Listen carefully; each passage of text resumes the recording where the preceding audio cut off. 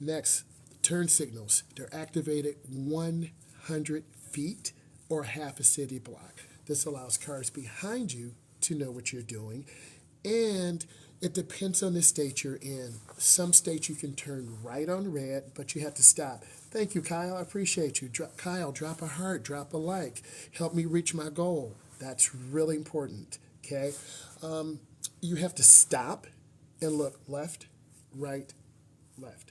You stop, you look, you check. When clear, then you make your right turn. Thank you, Kyle. I appreciate you, Kyle. That means a lot. Okay? I want to encourage you guys to share. Thanks, Kyle. Turning left or right, making left or right turns safely and completely. Hey! So you want to have good turns, you want to have good speed control, and you want to accelerate through your turn. Thank you. Backing up, you want to look out of your back window. A lot of people look in their backup camera. You've got to look over your shoulder and look out the back window.